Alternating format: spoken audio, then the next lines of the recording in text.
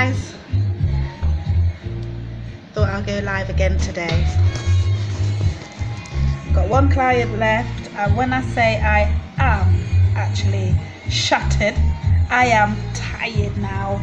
Neck hurting, shoulders hurting, need to stretch, need a massage, need some trigger point therapy from my sister in Carly, that's what I need, and all sorts of things. But yes, today I'm talking about stay away from the tight plaits, braids, styles. Why? It's damaging your hair follicles, your hairline. It's causing traction alopecia. Now, if you're somebody who gets the hair done regular and you love your braids and you love your cornrows, but it's tight and you know it's tight, please ask the person doing it for you to loosen up their grip, because you might not see the problem right now, you'll see it in the future, and if you wait to see it in the future, it could be a lot worse than what you think.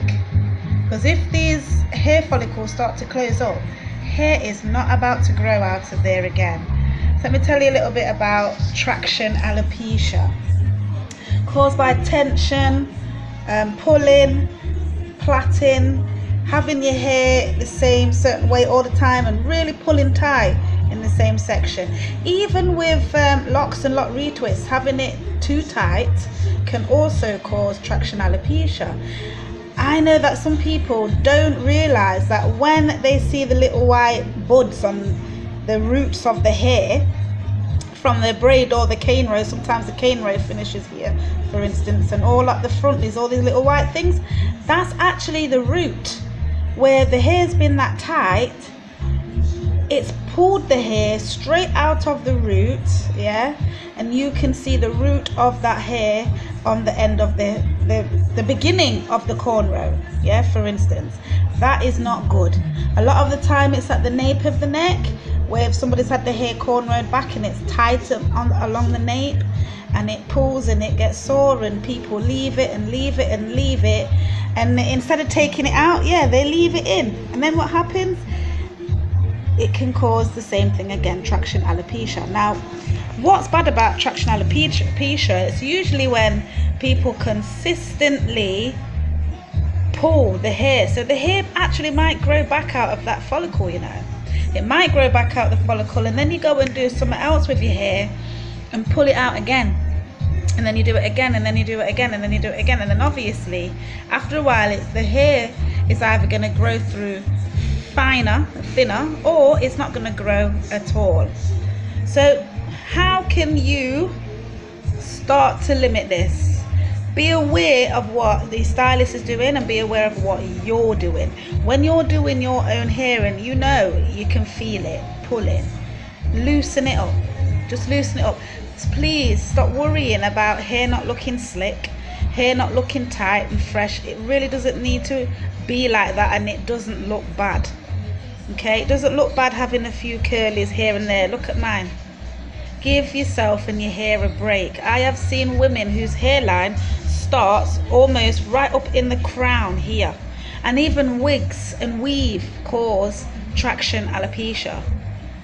Do you know what I mean? The constant overdoing, the gluing hair down, wigs down onto your hairline, and then when you're peeling it off, you're peeling out your hair with it, and you do it over and over and over and over again. To me, it feels like you're not aware. If you're aware, I swear you wouldn't do it, or am I wrong? Yeah? I know that I've caused damage to my own hairline because I used to keep tying my locks up like this. And not that I used to wear it tight, because I didn't really wear it tight. It's when I used to fall asleep with the hair in the style. And in my sleep, I'm obviously moving my head around, and it's pulling the hair tighter in your sleep. So think about when you have these extravagant styles. Listen, I do styles on my clients, yeah, and I ask them all the time, is it tight? Does it feel tight? Is it tight? Does it feel tight? Is it fine? Now, sometimes that style can tighten up gradually once they've left. So I need to make sure that I am not styling too tight at all, or near enough loose from the offset, yeah.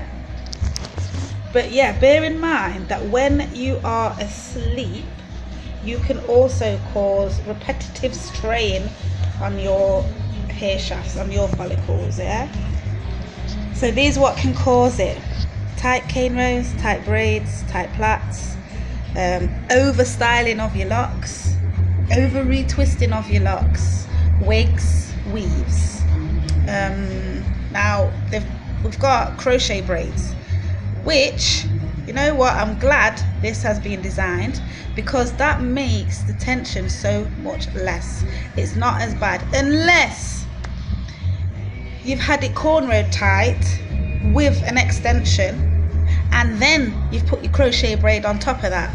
Now if you're doing that, you're definitely still going to cause problems. It's like defeating the object.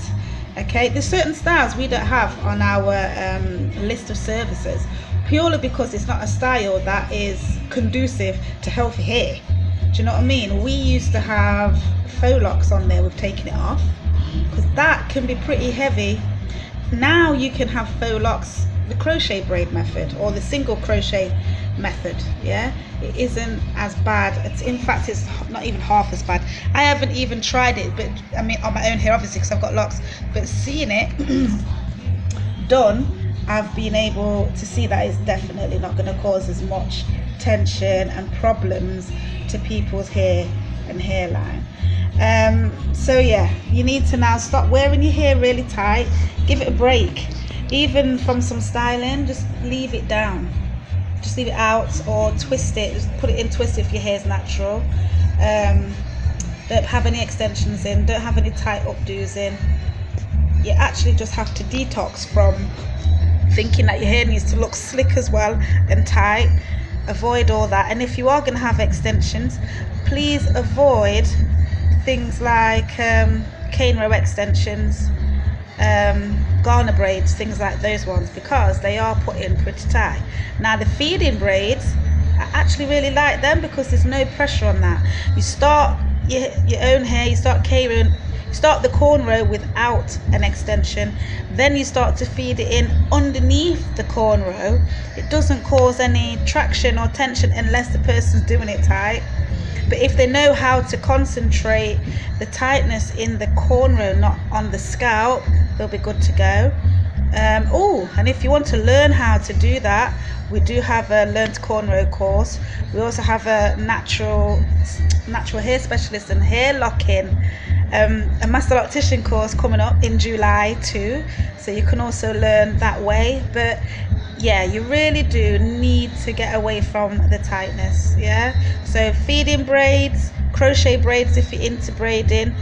Try not to have a weave, try not to wear a wig. Those things can mess you up. Try not to have normal cane row extensions. Try not to have things like, what's it called, Ghana braids. They're usually done pretty tight. It's that tightness that you need to stay away from. Try not to play with your hair too much. Try not to pull it. If you've got locks, don't over twist it. A lot of people sit and fiddle and twist their hair and it gets over twisted, or they try interlocking the hair themselves and interlock it so tight they end up pulling the hair out from the root again. It's about trying to make sure that we're extending your hair's quality as opposed to messing it up. Do you know what I mean? So they're the things you want to look at. If you're finding it difficult and you need some help and you need somebody to talk to, then you can talk to me and one of my girls. There's one over there, she's on the reception, don't know if you can see her. The other two's gone home. In fact, one was off, one's gone home. But we do natural hair consultations, and we can help you and put you in the right direction if anything. Like I said in the last video, we haven't got online consultations rolling yet, but we will do. I'm trying to think what platform I'm going to use for it. I'm thinking more Skype, and we do actually have a Skype. It's just not rigged up to the system or anything like that, so it'll most likely be Skype for consultations. And just, yeah, messages, leave a comment, do comment, let me know where you're at with your hair. Have you got traction alopecia?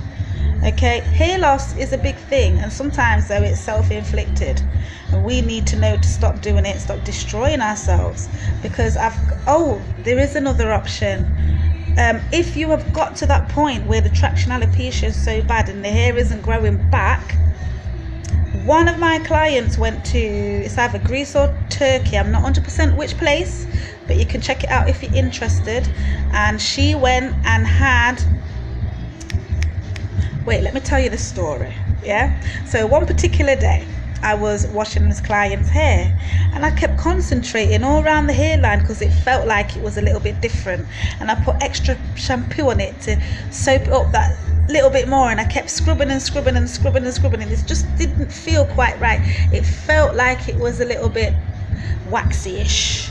So anyway, she was loving it. She's got her feet up over there. She had her feet up. She was near enough sleeping. It didn't bother her that I'm concentrating a lot on her hairline. Okay, so I wash her hair, it's all done. And then we come over here where I'm sat now to one of these seats. And she says, oh, that was lovely. Just the first time I've been to the salon since having my hair transplant. I was like, no way. No wonder it felt different around the hairline.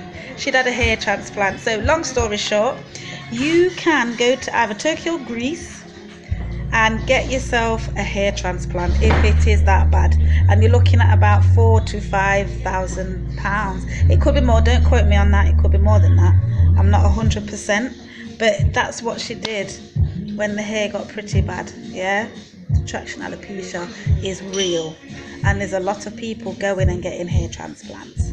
So there are ways, but prevention is better than cure.